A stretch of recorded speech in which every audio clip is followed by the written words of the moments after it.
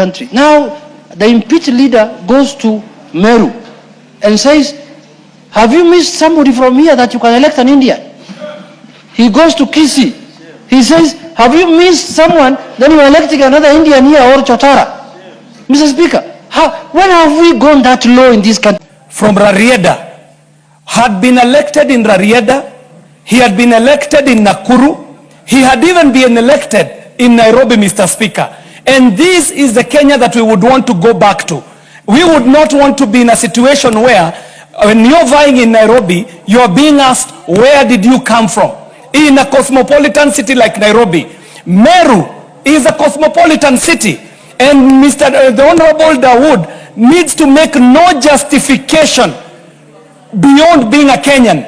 And being a Kenyan itself qualifies him to be elected in his constituency. And it was super shameful for an individual who is seeking a national election to be elected as a president in this country to go against, and this parliament did what it needed to do by impeaching the tribalist. And he stands impeached, and Kenya ought to be reminded that Kenyans are very conscious about the unity of this country going forward. I must to say the gentleman I was referring to is the Honorable Achieng Oneko. Honorable Speaker, the Honorable Kehika, you had been elected in different constituencies in his career. In the same breath, the Honorable Raila Odinga, his father had been elected in Siaya. But when Honorable Raila Odinga chose to go into politics, he came into Langata constituency, which has now become Kibra. So, Honorable Speaker, the national unity. Members of Parliament have ganged up to ask for Rigathi Gachagua's arrest over his statements. This comes few days after Eden Duale, the CS for Health, termed and called the Agikuyu community hyenas. What Kenyans have terminated, what Kenyans have castigated, and also have asked Kenya and also the leadership of NCIC to arrest Eden Duale. Actually, they have also asked the president to make sure he fires Eden Duale as the CS so that he can go back to politics in Garissa. Others demeaning him of the election and the winning and the votes he used to win during his tenure as the member of parliament from Garissa Township. Let's listen to what members of parliament led by Junet Mohammed was saying about Rigathi Gachagua. But that person or that impeached leader, did he only say that that contract was cancelled? He said there was a demand of 3 billion shillings by people in government to be allowed to do their work in Nyanyuki or in Kenya. And Mr. Speaker, a day later, the whole thing was restored back. Mr. Speaker, what is happening in this country is really, really alarming. There is gross violation of the Constitution. This one man who has violated the Constitution when he was in office, and he continues violating the Constitution when he's out of office, Mr. Speaker. I don't know whether our institutions have stopped working.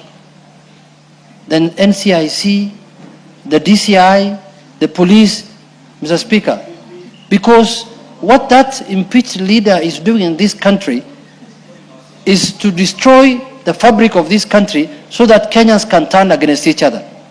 Mr. Speaker, I'm sorry I came late to the House, but with your permission, Mr. Speaker, I'm one of the people or one of the leaders in this House, Mr. Speaker, who have been elected from a constituency that his community does not stay or is not the majority, Mr. Speaker.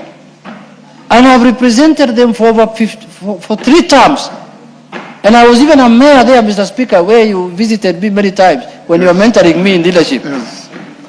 Mr. Speaker, those people did not look at my tribe, did not look at my religion, did not look at my color, they did not look at my face or how my nose looks like. They looked at my capacity to serve them. Mr. Speaker, that community who stay in that area, the Luo community. Mr. Speaker, what is happening in this country? Now, the impeached leader goes to Meru and says, have you missed somebody from here that you can elect an Indian? He goes to Kisii. He says, have you missed someone, then you are electing another Indian here or Chotara? Mr. Speaker, when have we gone that low in this country, Mr. Speaker? When have we, himself, he's claiming that, or he's pleading that his impeachment should be withdrawn by the courts so that he can run for a higher office. He claims that he wants to become a president or a deputy. Who will elect him? If he doesn't want an Indian to be elected in Meru, why should we elect him as our leader? A rogue person like him, Mr. Speaker? A mentally, a mental case. This is a man with is a psychopath, Mr. Speaker. Mr. Speaker, me, I want to urge, and I'm speaking with a lot of humility, that, Mr. Speaker, if our institutions that are mandated to uphold and defend the Constitution do not take any action against this rogue leader, Mr. Speaker, don't be shocked if Kenya starts, has mentioned, unfortunately, that happened in my constituency last weekend during a political meeting where a former leader said a Muhindi should not be elected because he's not from the community. But, Mr. Speaker, I've been elected 4 times. I've been elected 4 times. I've been born there. I'm born there. My mother was born there in 1937. My mother has gone to that school, Meru Primary. And I am wondering, Mr. Speaker, so close to the elections, if we start inciting the populace, how are we going to go in the general election, Mr. Speaker? So NCIC, I believe, does not even have any teeth, because it's the wrong commission to be. This should be investigated by DCI and the police and not NCIC, because NCIC is toothless, Mr. Speaker. But that does not mean that we cannot stand anywhere in this country. I can even come and stand in Nairobi, Mr. Speaker. For that matter, we've got people of other communities who have stood in Kajiado, who have stood in Taita Taveta. I do not want to mention the tribes. So we have got people who have stood in different counties and different constituencies who are not indigenous, but they are born there. So that is are saying, and these are from the United Opposition, Honorable Speaker, as sensational as they are, is to instill fear into people and judge Kenya as a failed state, Honorable Speaker. Far from it, Honorable Speaker. There are many United Nations organizations that are moving into this country and are setting their bases here amidst the noises that are coming from our political detractors, Honorable Speaker. But as leaders, I think it is important that we really investigate what we say and how we say it, because this country belongs to us all. If it collapses with all of us, Honorable Speaker. Just not too long ago, the same leader was asking tourists not to step their feet into this country, Honorable Speaker. Yet, out of tourism, we get our #2 best earner, Honorable Speaker. So, if the tourists refuse to come, how many people do you think are going to lose jobs, are going to lose livelihoods, which they eke out of both tourism and hospitality industries, Honorable Speaker?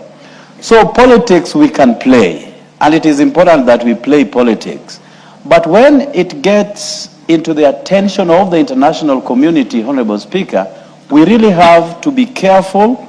We have to step back, reflect, retool before we make any adverse assertions that are coming from our leaders. So, Honorable Speaker, you sit at a vantage position to advise leaders from across the aisle to be very careful with the pronouncements that they make, particularly those that inhibit both on international community issues and our own local issues, because the world has become a global village.